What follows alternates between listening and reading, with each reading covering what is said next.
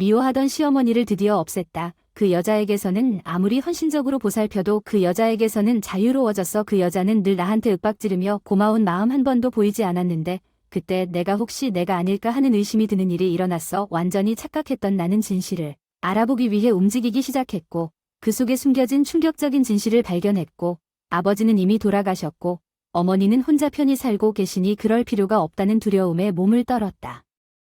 2살 위인 남편 테드가 프러포즈를 받고 시어머니 문제에 대해 우려를 표명했을 때 결혼 전의 걱정은 셀리에게 있었지만 일이 뜻대로 되지 않아서 결국 사람들은 모두 잘 됐다.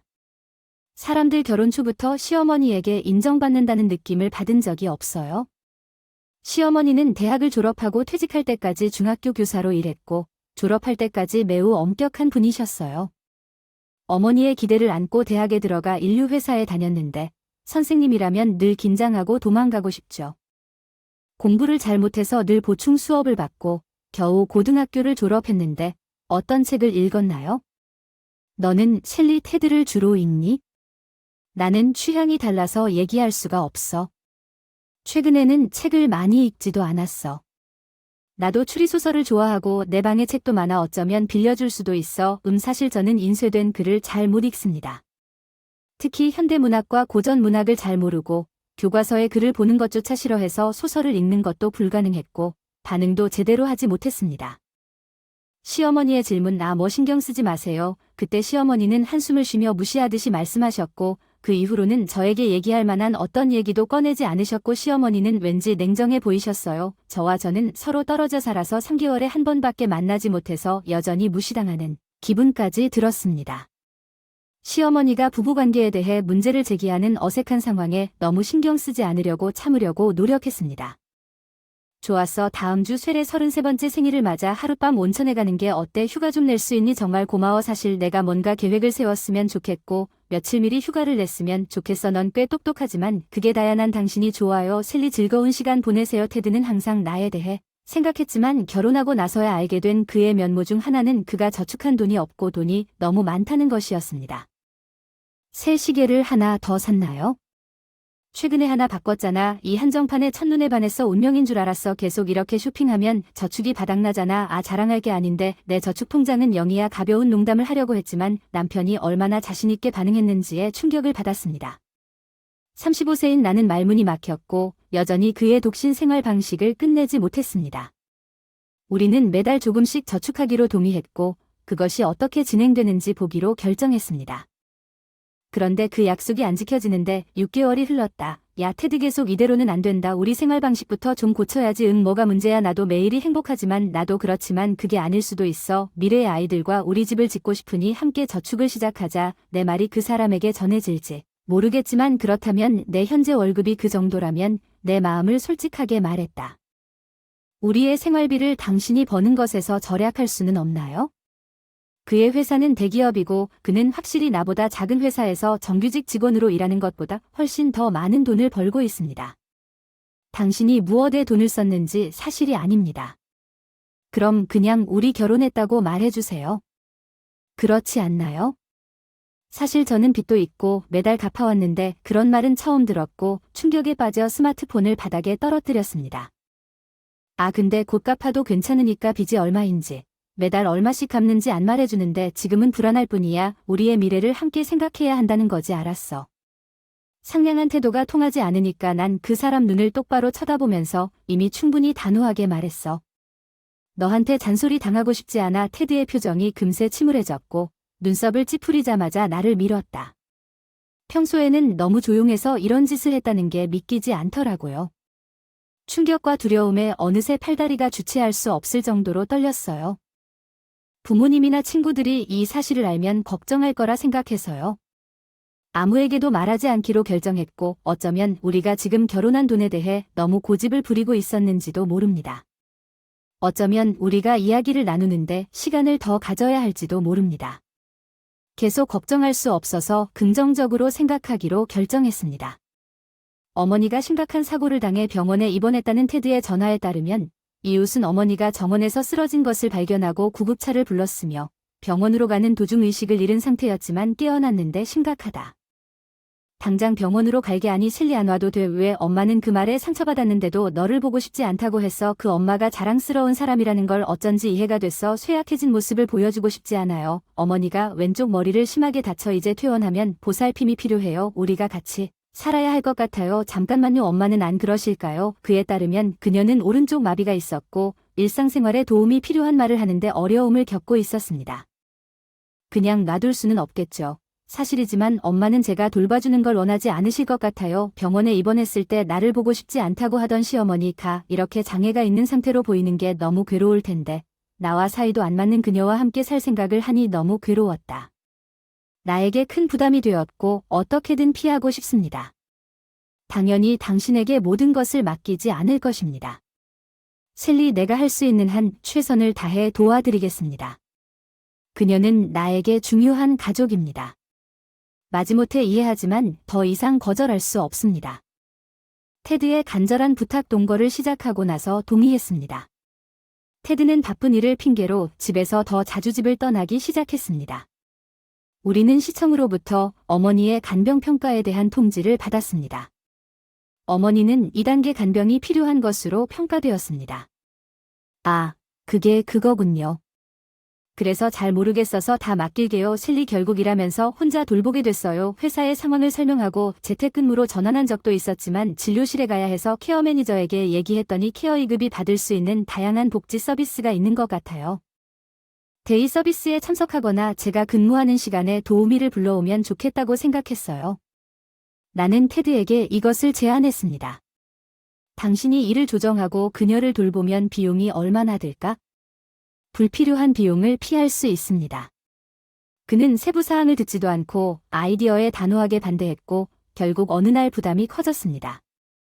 난 꼭 회사에 가야만 해서 시어머니는 집에 혼자 일을 끝내고 서둘러 집에 가서 방에 들어가자마자 심장이 뛰었어. 야, 무슨 일이야? 엄마 평소에는 침대나 방에 앉아 계시곤 했어. 의자인데 옷장 앞에 쓰러져 있었는데 여기서 뭔가 꺼내려고 했어. 혼자 돌아다니지 말라고 했잖아. 닥치면 위험해. 언어 장애가 있어도 말을 꺼내려고 안간힘을 썼고 내 도움을 거부했다면 내 도움이 너무 마음에 들지 않으니 더 힘들게 하지 마세요.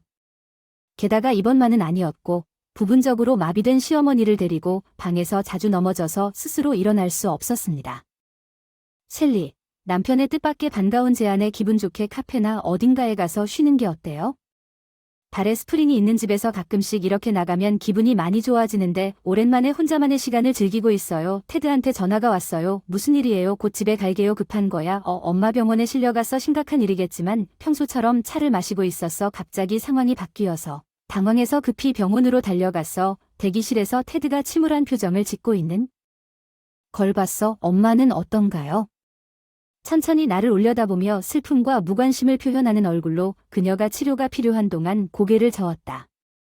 그녀는 의학적으로 안정되어 있었고 갑자기 세상을 떠났습니다.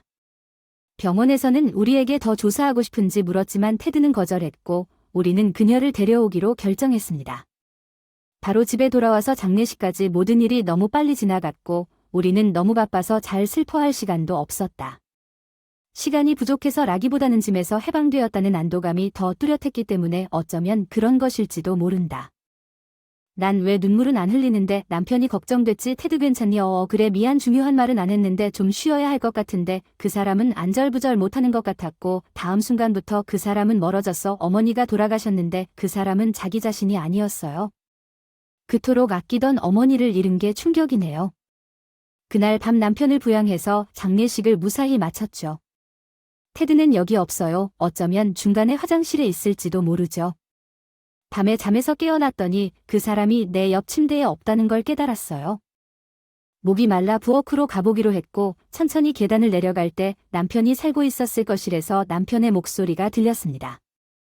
엄마 보험금 곧 들어올 전화비 갚으려고. 무심코 목소리가 빠져나가 서둘러 입을 가렸지만 문틈새로 엿보는 엄마 눈치채지 못한 듯 봤다.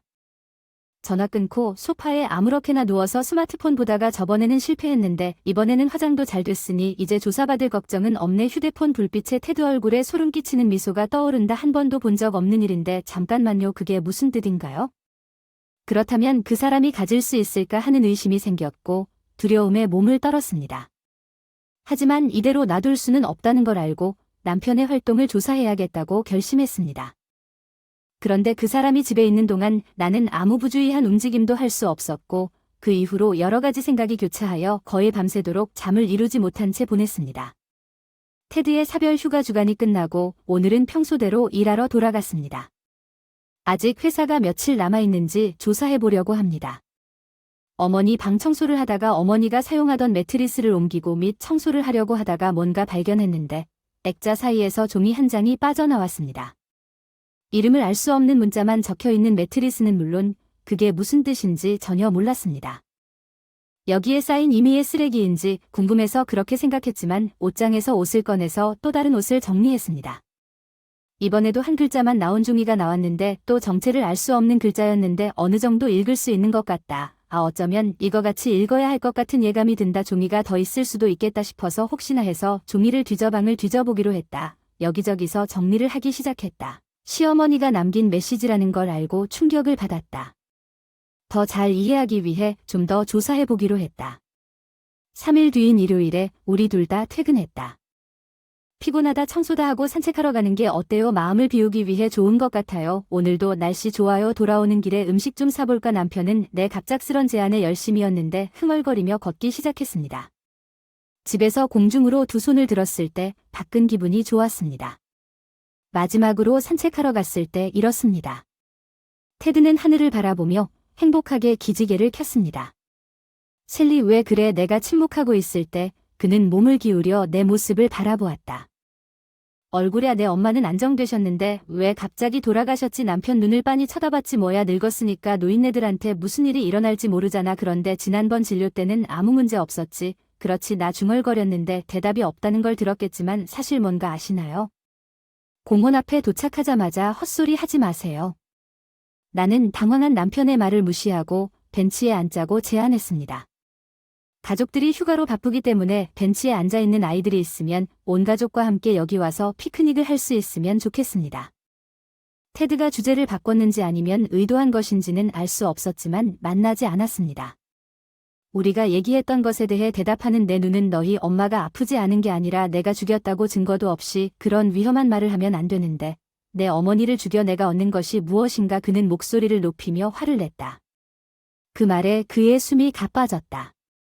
공원에 있던 모든 시선이 예정대로 남편 쪽으로 쏠렸다.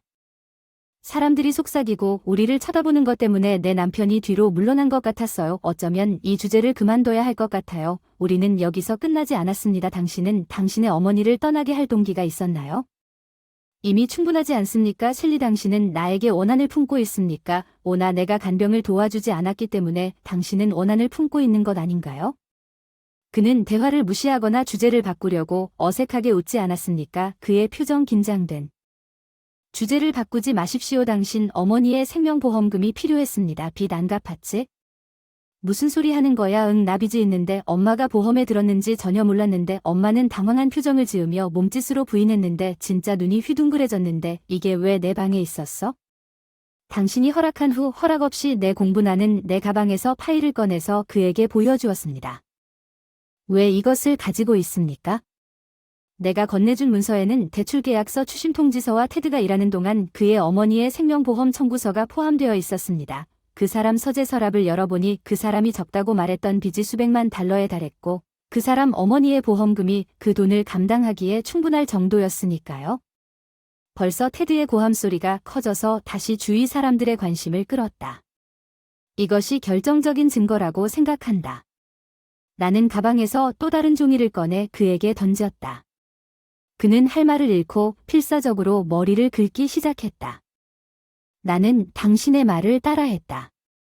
플래너는 자신의 어머니를 반대편으로 보내기 위해 자세하게 계획하고 게다가 보험금을 사용하여 빚을 갚기 위해 솔직하게 작성했습니다.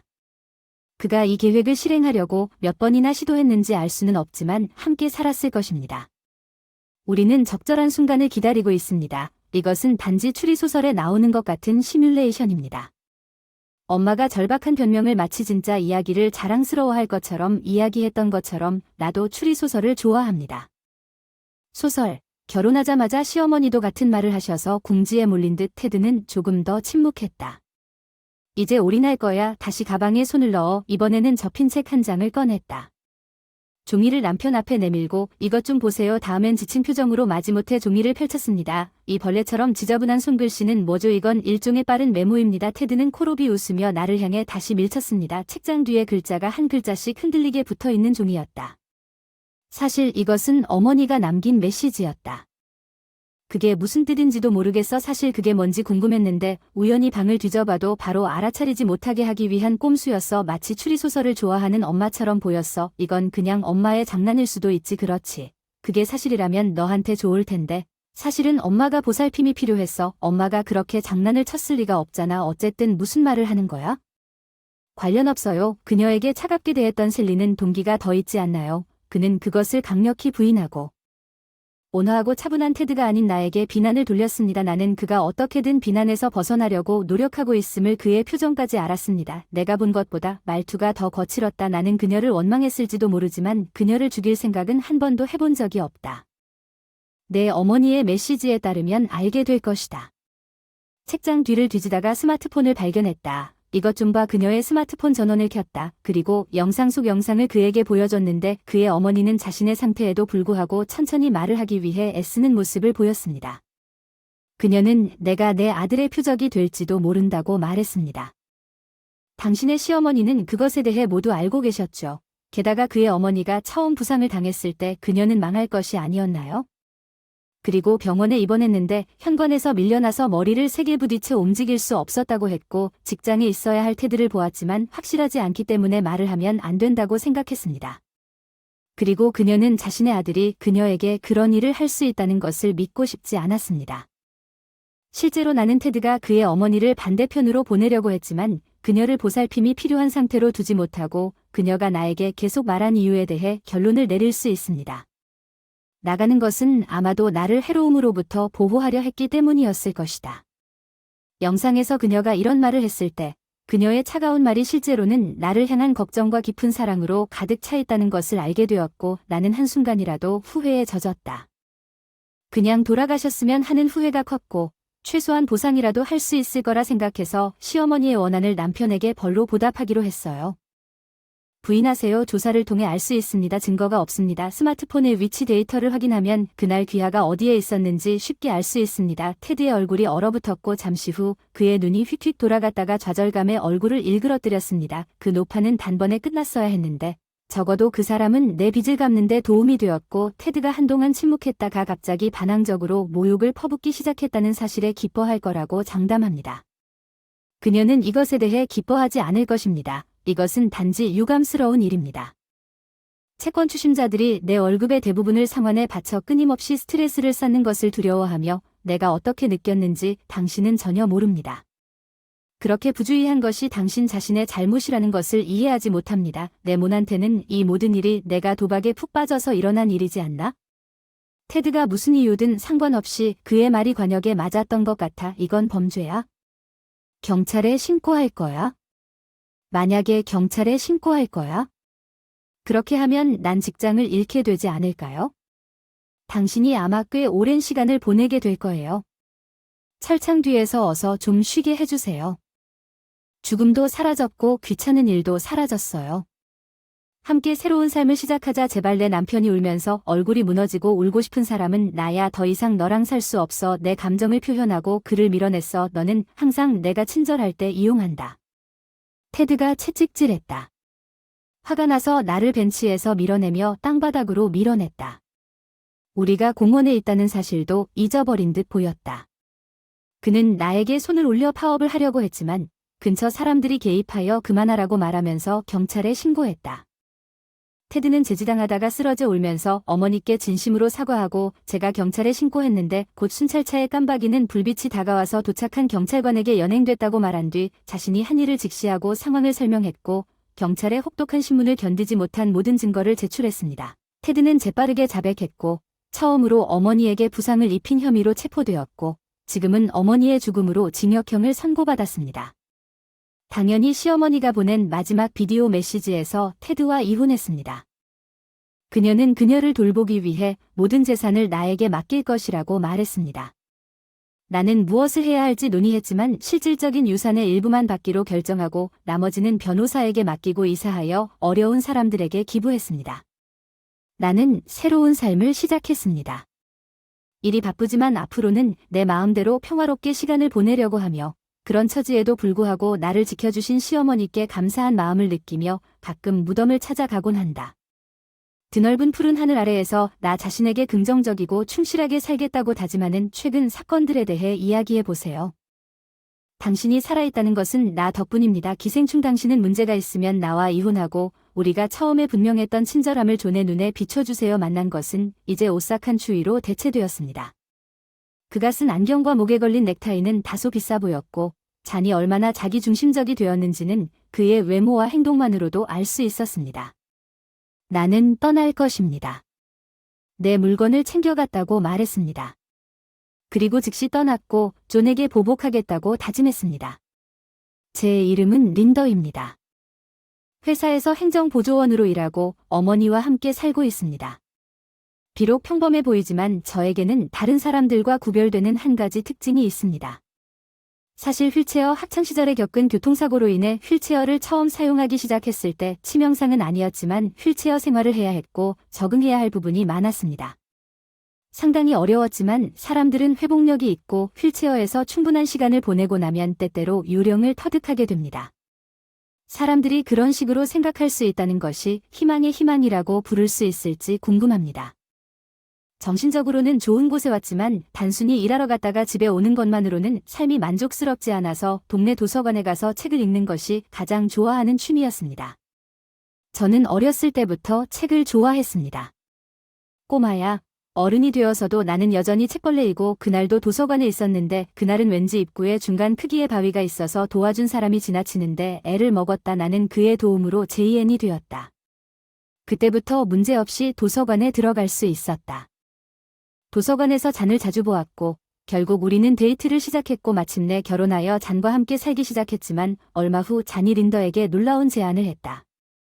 우리 집을 잘 보살펴주시고 나의 반석이 되어주셨으면 해서 전업주부가 되어주셨으면 좋겠습니다. 잠깐만. 전업주부 조훈이 갑자기 나한테 주부가 되어달라고 애원했어요. 전업주부지만 솔직히 말해서 저는 정말 직장을 그만두고 싶지 않았지만 잔이 제게 전업주부가 되어 달라고 계속해서 요청했기 때문에 결국 동료들에게 포기할 거라고는 전혀 예상하지 못했습니다.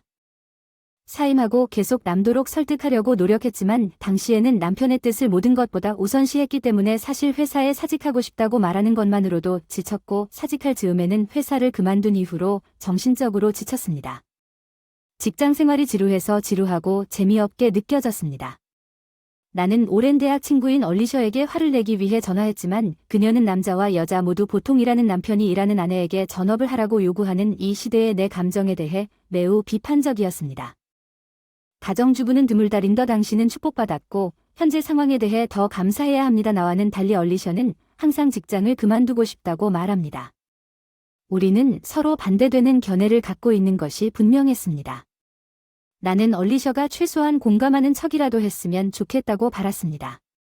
나는 좌절했지만 그녀는 나를 완전히 차단하여 외로움을 느끼게 했습니다. 게다가 JN이 나에게 가계비로 주는 용도는 아주 적었고 그것이 충분하지 않을 때는 매우 검소해야 했습니다. 그래서 과소비를 하지 않기로 다짐하고 미용비를 대폭 삭감하기 시작했지만 여전히 저축은 줄어들고 있었고 잔액 감소를 보면서 슬픈 일상이 되어 기분이 안 좋았지만 목소리를 내기가 어려웠습니다. 이런 걱정을 열심히 하는 가족들 때문에 침묵을 지켰기 때문에 알찬 일도 안 하고 미용비도 아끼지 않고 내 인생에 남은 유일한 기쁨은 도서관에서 책을 빌리는 것뿐이었어. 도서관은 대단해. 그렇지, 책을 무료로 빌릴 수 있다는 건 굉장해. 그땐 돈 아끼는 것에 더 집중했고 책을 무료로 빌려준다는 사실에 독서의 즐거움이 가려졌는데 요즘 스트리밍 서비스를 통해 돈이 적으면 관점이 이렇게 많이 바뀔 수 있다는 걸 깨닫고 좀 충격을 받았어요. 무료로 음악을 들을 수 있고 몇 년 전보다 확실히 더 많은 무료 엔터테인먼트 옵션이 있지만 무료 엔터테인먼트 옵션이 아무리 많아도 돈이 적은 현실은 그런 상황에서도 여전히 영혼을 무너뜨립니다. 나는 여전히 JN을 사랑했습니다. 존과 거리를 두더라도 말다툼이 될 만한 말을 꺼내고 싶지 않았기 때문에 존에게 가계비가 부족하다는 말은 한 번도 하지 않고 묵묵히 책을 읽으면서 현실 도피를 묵묵히 견뎌냈다. 하지만 시간이 지나면서 자는 집에 늦게 오기 시작해서 더 자주 걱정했습니다. 제가 존에게 최근 늦게 집에 오셨는지 물었더니 뭔가 문제가 있다고 존이 대답했습니다. 일이 바쁘고 야근을 했다고 솔직히 걱정하게 해서 죄송합니다. 야근이 드물어지는 이 현대시대에 그가 정말 그렇게 자주 야근을 할 수 있을까 싶었지만 생활비를 그에게 의존하고 있었기 때문에 그에게 더 이상 질문하고 문제를 미루어 두기가 어려웠지만 어느 날 잔이 예기치 않게 머물렀습니다. 밤새 의심스러워서 잔이 샤워하는 동안 잔의 전화를 확인했는데 실망스러웠습니다. 잔이 나를 속이고 있다는 증거가 가득했고 게다가 그가 만나고 있는 여자는 우리가 결혼하기 전에도 그와 관계를 맺고 있었던 것 같았습니다. 부인할 수 없는 증거를 찾았음에도 불구하고 존의 불륜에 대해 맞설 용기가 없었나 봅니다. 그때는 여전히 그를 사랑하고 힘을 모을 수 없었지만 그의 배신에 상처를 입고 그의 불륜의 증거를 구했습니다. 내 전화로 자네 부정행위에 대한 폭로가 나를 황폐화시켰습니다. 게다가 우리가 결혼했음에도 그가 나에게 준 용돈을 늘릴 기미가 없었습니다. 나는 왜 나만 그런 비참함을 견디고 있는지 궁금해했습니다. 내 걱정 생활은 너무나 끔찍했지만 매일 아침 나는 존을 위해 아침과 점심을 준비해야 했습니다. 그 무렵 나는 그를 위해 식사를 준비하는 데 지쳤으며 종종 좌절감에 한숨을 쉬는 그런 남자를 내가 왜 대접해야 하는지 궁금해했습니다. 자는 어떻게 해야 하는지도 모르는 것 같았습니다. 조용히 아침을 먹고 출근하는 기분이 들었고 도시락을 들고 출근했다. 또 집에 늦게 올지도 모른다고 한 번 더 한숨을 쉬었는데 놀랍게도 제이앤이 그날 일찍 집에 들어와서 같이 밥을 먹었는데 오늘 저녁 먹자고 욕하기 시작했다. 맛도 별로고 넌 내 아내야 더 예쁘게 보이려고 노력해야지. 뒤를 돌아보며 존은 여주인 집에서 저녁을 먹고 있었을지도 모르며 집에 늦게 오는 이유도 모르고 나를 자신의 여주인과 비교하고 있었을지도 모른다. 근처에 있는 꽃병을 들고 나에게 물을 뿌렸다. 나는 그의 예상치 못한 행동에 분노와 두려움으로 떨고 있었다. 존은 완전히 변명하지 않는 것처럼 보였다. 문제가 있으면 나와 이혼하고 그의 눈을 한 번 떠나면 당신은 나한테만 붙어 사는 거머리일 뿐이라고 말했다. 처음 만났을 때 다정함이 가득했던 지금은 차갑게 보이고 멀게만 보면 태존이 쓴 안경조차 비싸 보이게 보이는 외모와 행동만으로도 얼마나 자기중심적인지 알 수 있었다. 나는 떠난다. 그렇게 말하며 빨리 짐을 싸고 바로 떠났고 나는 잔에게 다시 돌아오겠다고 다짐했지만 잔은 내가 집을 나가는 것을 분명히 보았지만 나를 막으려는 움직임은 없었습니다. 사실 그는 내가 가고 있다는 것에 거의 감사하는 듯한 표정을 지었습니다. 나는 존이 얼마나 많이 변했는지에 충격을 받았습니다. 우리가 결혼할 때 그렇게 사랑에 빠졌음에도 불구하고 사랑이 얼마나 빨리 사라질 수 있는지를 깨닫는 것은 내 마음을 식혔습니다. CAU에 도착한 택시가 그 순간에 나는 아마도 울고 있었을 것입니다. 부모님 집에 눈물은 멈췄지만 공허함은 남아있다. 엄마가 놀라서 반갑게 맞아줬는데 무슨 일인지는 모르겠지만 안으로 들어와 고마워 엄마 괜찮아 얘야 우리는 가족이니까 그래 정말 고마워 어머니가 나를 안아주신 순간 나는 다시 울기 시작했습니다.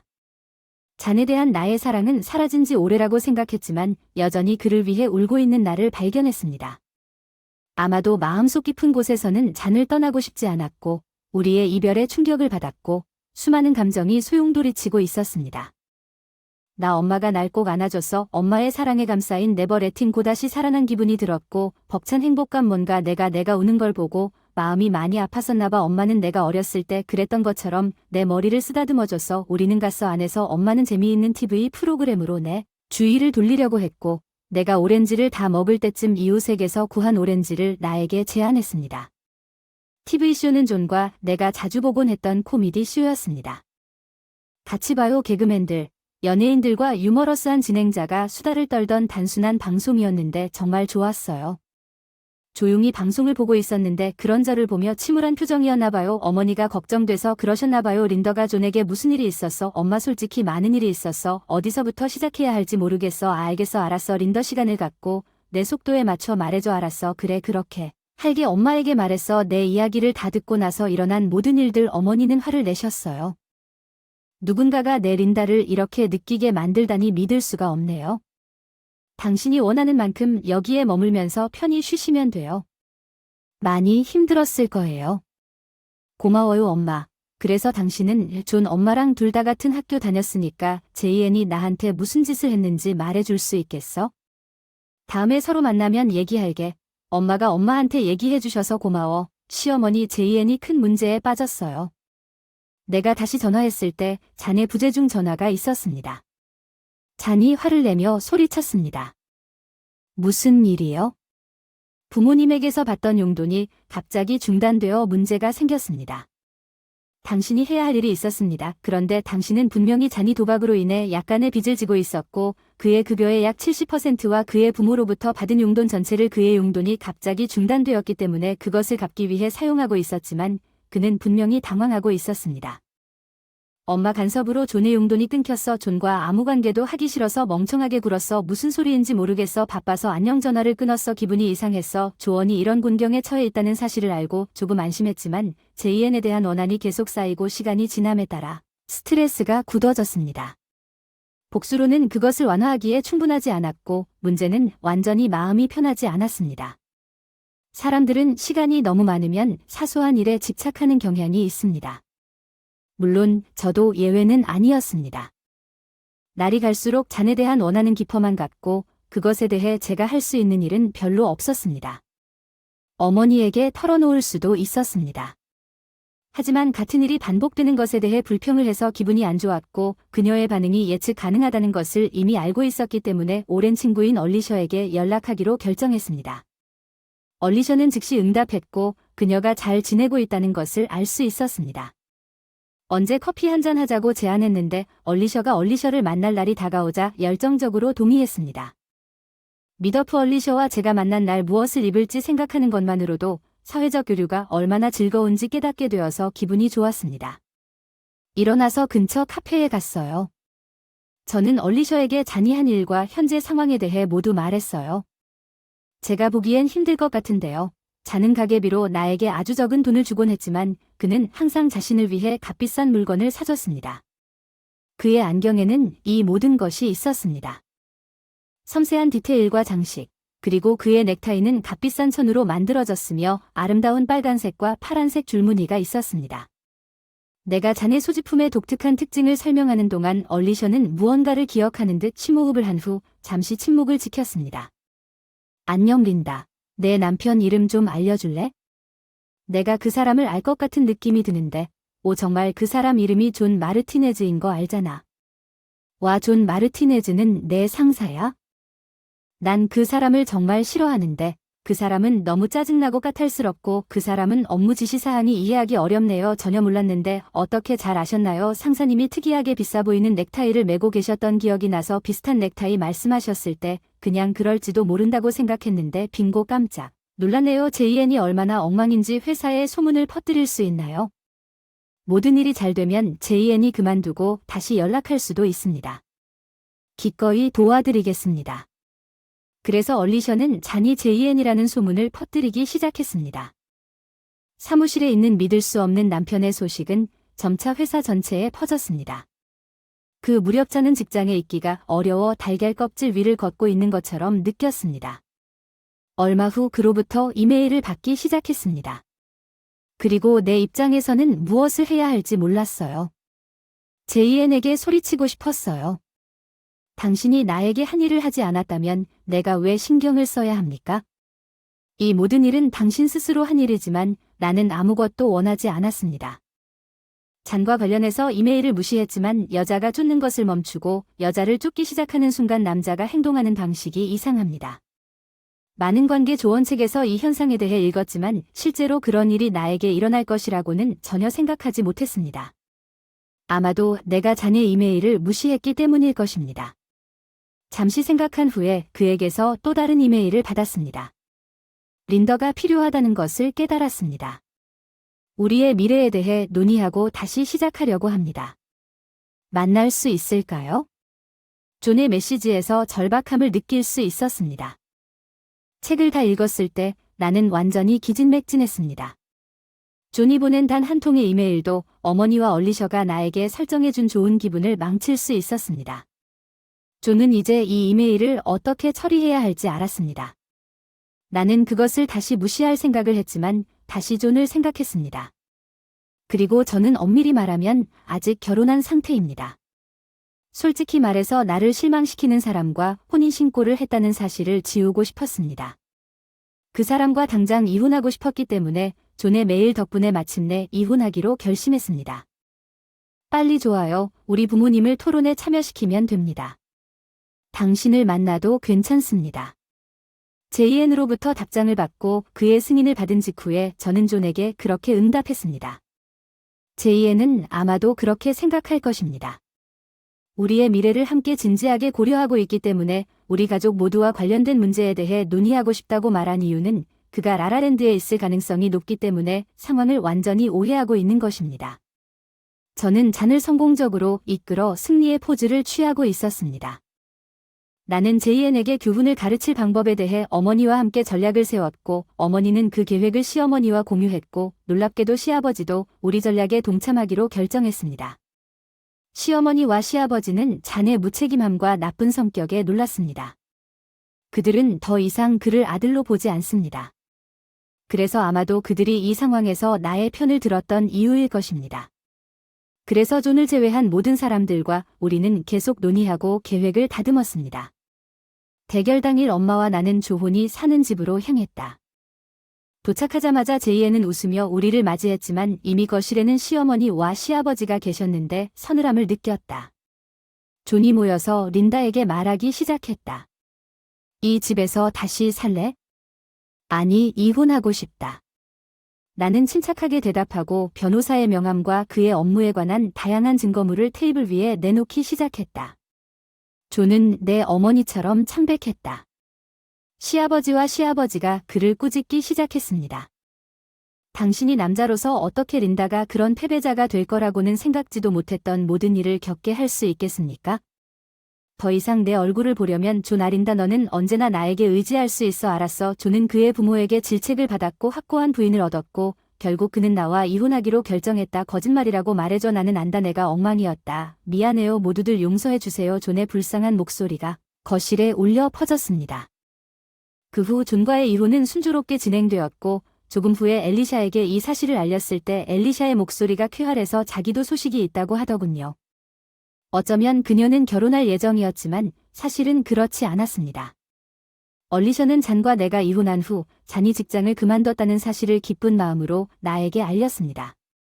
잔과 내가 이혼한 후 그는 직장에서 점점 불편함을 느꼈고 결국 자발적으로 사임하기로 결정했습니다. 알아요. 짜증나는 상사의 잔소리나 형편없는 업무 지시를 더 이상 처리하지 않아도 돼서 정말 기뻐요. 잔의 자발적인 행동에 대해 듣자 전화 너머로 얼리셔의 케어풀이 목소리가 들려오는 순간 정말 저를 놓아준 것에 감사하는 것 같아요. 체념 나는 행복과 공허함이 혼합된 느낌을 받았습니다. 내 마른 잔을 더 이상 좋아하지 않지만 그는 한때 사랑했던 사람이었습니다. 우리 문제로 인해 그가 직장을 떠났다는 사실이 나를 조금 짓눌렀지만 잔은 나를 재정적 학대를 당했을 뿐만 아니라 하지만 또한 나를 속였을 수도 있습니다.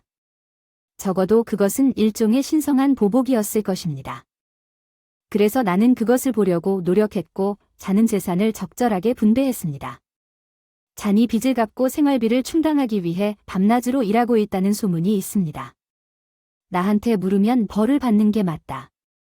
평소대로 어머니와 함께 살아왔지만 언제까지나 계속 그럴 수는 없다는 걸 깨닫고 행정 경험을 쌓으면서 다시 정규직으로 일하게 됐다. 나는 빨리 채용되었습니다.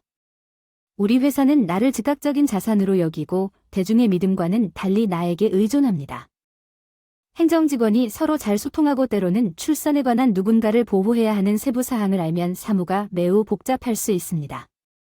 팀워크가 중요하다. 이렇게 자연스럽게 일하다 동료들과 친해져서 피곤한 집에 돌아와도 일이 너무 즐겁다. 어머니는 그때와 변함없이 나를 반갑게 맞아주시고 저녁 식사 준비도 해주신 어머니와 저녁 식사를 함께 나눈다. 오늘 회사에서 있었던 일이든 가벼운 농담이든 이 순간이 정말 즐겁다. 솔직히 존과의 결혼 생활에는 이런 따뜻한 순간이 부족했고 꽤 밋밋해서 매일 이 행복을 소중히 여기며 어머니와 즐겁게 살아요. 감사할 수가 없어요. 엄마 아빠는 항상 나에게 사탕을 사주신다. 우리 딸을 그토록 아끼는 친절한 남편이 이 시점에서 이런 일을 한다는 것을 믿을 수 없었다. 나는 여전히 운어가 그의 초과 근무 뒤에 숨겨진 진정한 의미를 알고 있었다.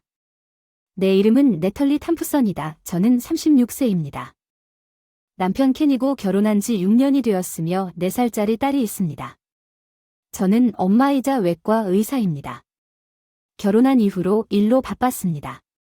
켄은 제 바쁜 일을 알고 있습니다. 스케줄이 같이 하자고 해서 나중에 결혼해서 아이를 가질 수 있었어요. 딸이 태어나자마자 바로 직장에 복귀했어요. 딸이 조금 더 성장하는 모습을 지켜보고 싶었지만 일이 너무 힘들어서 바쁜 일상에도 불구하고 시간을 많이 내지 못했어요. 딸아이를 방치한 적도 없고 많은 사랑을 줬다고 생각해요. 켄은 육아에 있어서도 함께 놀아주는 시간을 많이 내주는 편인 것 같아요. 우리 딸은 제가 없을 때에도 목욕시키고 옷을 입혀주는 일을 거의 완벽하게 해낼 수 있습니다. 우리 4살짜리 딸은 아빠를 사랑합니다. 켄은 자기 직업이 있고 그에게는 힘든 일이겠죠. 하지만 우리 딸이 태어난 이후로 그는 바쁜 업무 일정을 많이 배려해 주었습니다. 집에 있어도 회사에서 밤 늦게까지 일을 합니다. 아직도 일을 해야 하는 경우가 많습니다. 켄은 항상 무리하지 말라고 말해요. 딸을 돌볼 테니 켄의 집에서 위로를 받았습니다. 말은 하는데 아직은 몰랐는데 친절한 남편이 이런 짓을 하고 있다는 게 믿기지 않았다. 우리 딸이 어린이집에 다니고 있는데 나는 보통 아침에 딸을 데려다주고 일정이 좀 더 유연한 켄은 딸을 데리러 온다. 어렸을 때부터 어린이집을 다녔다. 친구가 많다. 쉬는 날에도 어린이집에 가고 싶다고 할 정도로 즐겁다. 매일 가장 기대했던 건 딸아이의 어린이집 생활 이야기를 듣는 일이었다. 직장에서 집에 돌아오면 그녀는 모래성을 쌓거나 공원으로 경주하는 등 어린이집에서 친구들과 놀았던 이야기를 들려주었고 오늘도 켄과 함께 보낸 시간에 대해 이야기하곤 했습니다. 아빠와 나는 저녁을 먹으러 쇼핑하러 갔습니다. 그녀는 항상 그렇게 보였습니다. 딸과 함께 그토록 훌륭한 일을 해준 켄에게 그보다 더 감사할 수가 없었습니다. 켄이 회사 규모가 상대적으로 커서 격려를 받기 전에 야근을 해야 한다는 말을 들어본 적이 없었습니다. 직원들이 정시에 퇴근을 하게 해서 켄이 늦게 집에 들어오는 일이 거의 없는데 어느 날 늦게까지 일해야 한다고 문자를 보내 딸을 데리러 갈 수 있냐고 물어봤다. 다행히 그날 일정을 잡아 켄을 대신해서 데리러 갈 수 있었다. 그때까지만 해도 켄은 스케줄이 유연해서 늘 그녀를 데리러 왔던 사람이었기 때문에 야근에 대해 언급하는 것을 들어본 적이 없었는데 그 전까지는 그가 당시 힘들었을 때에도 그동안 스케줄을 조정해 왔던 게 아닐까 하는 생각이 들었습니다. 켄이 집에 와서 별 생각 없이 바쁜 와중에도 딸 데리러 일정을 조정하고 있냐고 물었더니 요즘 좀 바빠졌다고 켄이 관리직이라 그래서 책임져야 할 일이 많다고 스케줄을 짤 수 있으면 데리러 갈 테니 힘들면 꼭 알려주세요. 남편이 방금 고맙다고 말하고 딸아이와 놀아줬어요. 점차적으로 딸을 좀 더 자주 데리러 오라고 하기 시작했다. 일 때문에 어쩔 수 없는 일이라고 생각해서 직장의 상황을 설명하고 딸을 데리러 갈 시간을 정하고 집에 계신 어머니께 일이 끝날 때까지 도와달라고 부탁했다. 몇 달이 지나자 매번 쉴 수가 없어서 남편에게 다른 방법이 없냐고 물었더니 나에게도 직분이 있다고 하더군요. 아이 돌보는 게 엄마의 일이라고 계속 말할 수는 없겠죠.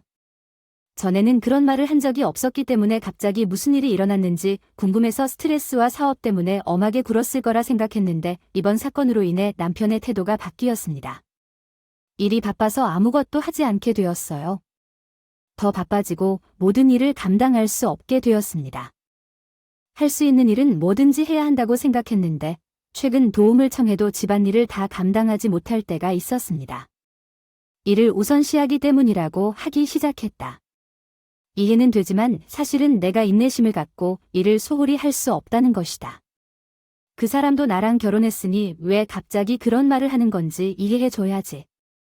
남편은 밤에 자주 나에게 말을 걸려고 했다. 나는 일이 바쁘다거나 일이 남아있다고 말했었다. 솔직히 최근에는 남편이 우선순위가 아니었다.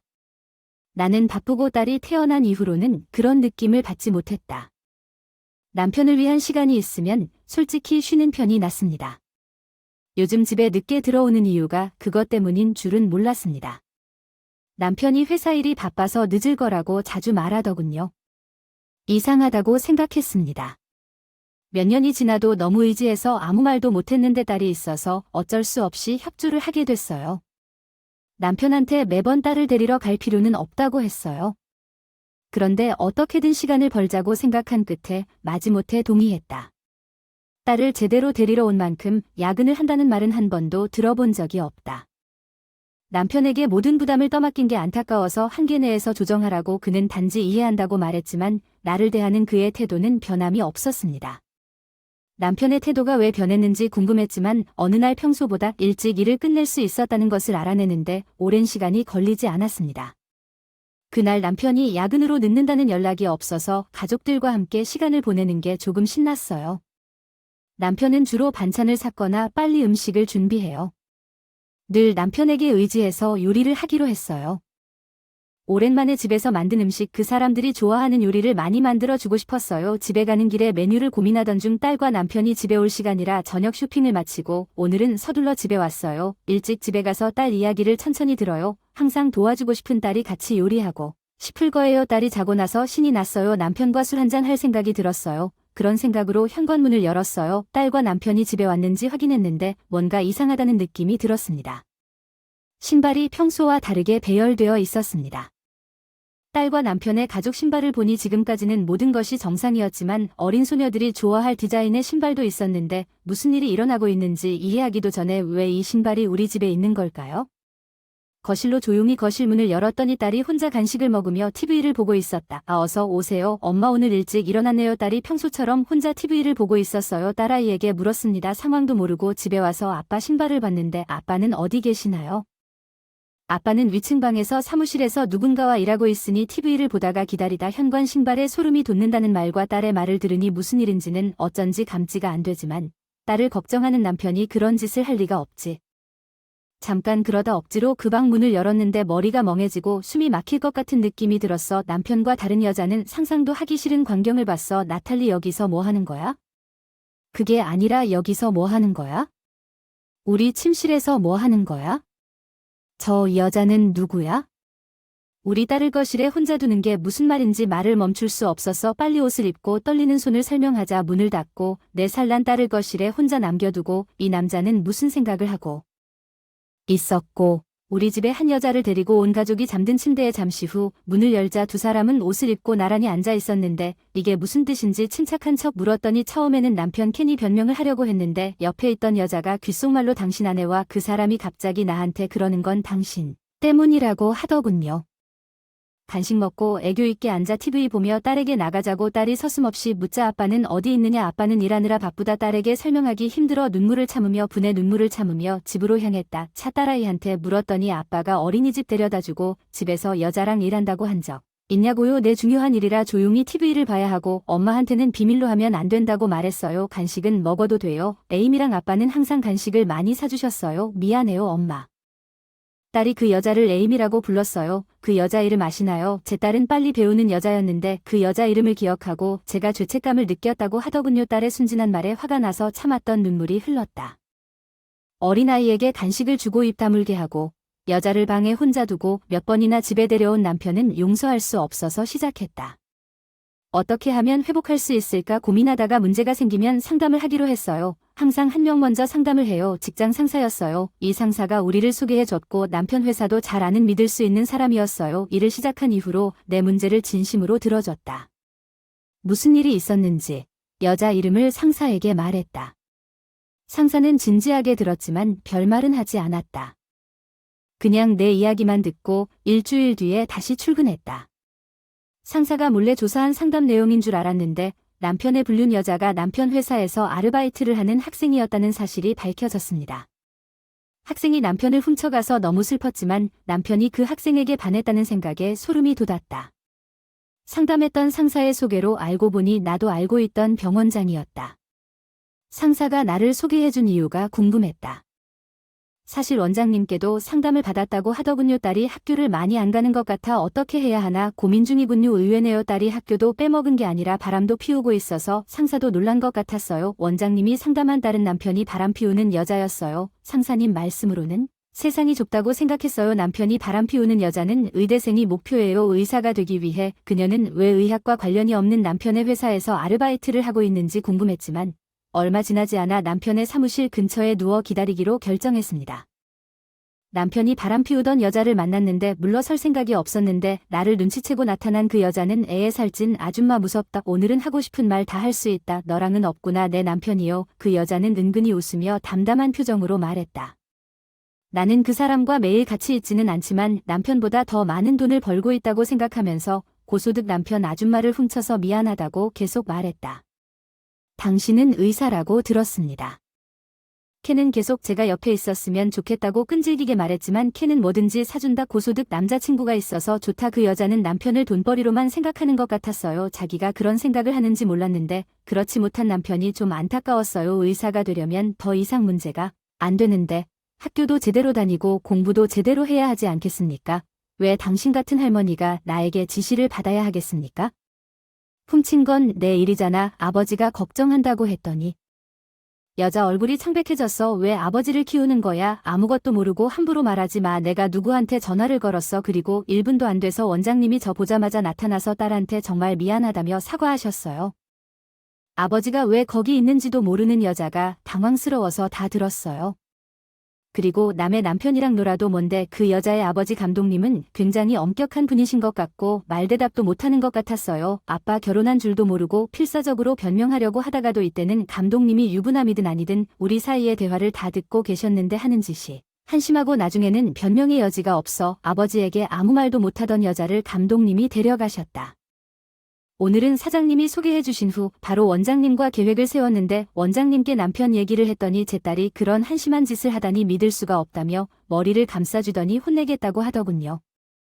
내 딸 제대로 배상이나 뭐라도 요구해 주세요. 학생에게 보상을 요구하는 것은 무리라고 생각한 적이 있었지만 원장님의 심정을 고려하여 제대로 요구하기로 결정했습니다. 한 달 만에 집에 돌아왔는데 남편이 기분이 안 좋은 것 같아요. 이번 달에 바람 피우던 여자와 연락이 두절되어서인지 나한테는 전혀 사과도 안 하고 우리 딸 얘기만 연락하고 아마 내가 다시 돌아올 줄 알고 무심코 기다렸나봐. 나는 지난번에 이혼을 준비해왔다. 월 나는 또한 두 사람 모두로부터 상당한 금액을 받을 것을 고려하고 있습니다. 물론 남편에게 자녀 양육비를 지불하도록 할 것입니다. 남편 앞에 이혼 변호사의 명함과 자녀 양육비 및 재산 분할에 관한 합의서를 놓았습니다. 돈을 제대로 받으려면 정산 서류를 준비하는 것이 좋다는 글을 어디선가 읽은 기억이 있는데 돈을 못 받으면 법적 대응을 할 수 있다고 하더군요. 이번 사건으로 남편에 대한 신뢰를 잃었고 복수를 생각하게 됐어요. 철저하게 변호사와 여러 번 상담해서 합의서를 작성했는데 남편이 명함과 합의서를 보고 재빨리 이혼하고 싶지 않다고 여자를 한 번만 만났다고 했더니 우리 딸이 그러더군요. 그녀는 우리 집에 여러 번 오고 가며 심지어 사탕까지 뇌물로 주기도 했습니다. 4살짜리 아이가 나보다 더 많이 말하는 것은 불가능합니다. 나는 당신보다 민디를 더 신뢰합니다. 민디를 얕보는 것은 용서하지 않을 것입니다. 어리다고 해서 남편은 내가 무슨 말을 해도 자기보다 딸을 더 믿는다고 화를 낸 것 같아 한 번뿐이라고 해서 뒤에서 만난 여자를 몰래 녹음해서 제출했고 녹음까지 했는데 내가 그런 짓을 할 용기가 있는지 몰랐어. 그는 나를 비하하는 것 같았고 그 여자가 자기에 대해 나쁘게 말하지 않을 것이라고 확신했지만 여자가 자기를 현금이라고 부르는 것을 듣고는 속으는 충격을 받았고 그녀를 사랑했습니다. 변명할 수 없었습니다. 남편은 묵묵히 고개를 숙였습니다. 나는 더 이상 당신에게 시간을 낭비하고 싶지 않기 때문에 정산 문서에 빨리 서명하고 마지못해 문서에 서명했습니다. 나중에 방문했습니다. 조언해주고 감사하다고 상황 보고해준 상사는 내가 여자 이름을 언급하자 바로 알아채고 상사 덕분에 상황을 이해했다고 해서 이혼이 확정된 후에 이혼할 수 있었다고 요구했다. 남편과 불륜한 여자에게서 돈을 받았습니다. 딸의 양육권을 얻었습니다. 딸을 사랑하는 남편은 딸을 끝까지 보여달라고 애원했지만 딸이 보지 않기를 단호히 거부했습니다. 남편을 두고 다른 여자와 관계를 맺은 남자 남편은 낙담했지만 양육비를 마련하기 위해 열심히 일해야 했기 때문에 다운될 여유가 없었습니다. 그 여자는 그 후 아버지에게 심하게 혼났던 것 같습니다. 그녀가 학교를 등한시하고 남자들과 어울리고 있다는 것을 알고 당신 같은 사람이 사람들의 생명을 책임지는 일을 할 수 있다고 말했습니다. 당신이 진지하다면 입학시험을 다시 치르라고 그는 또한 그녀에게 자퇴하고 등록금을 상환하라고 말했습니다. 여자는 열심히 돈을 벌어 아버지에게 등록금과 위로금을 갚고 있습니다.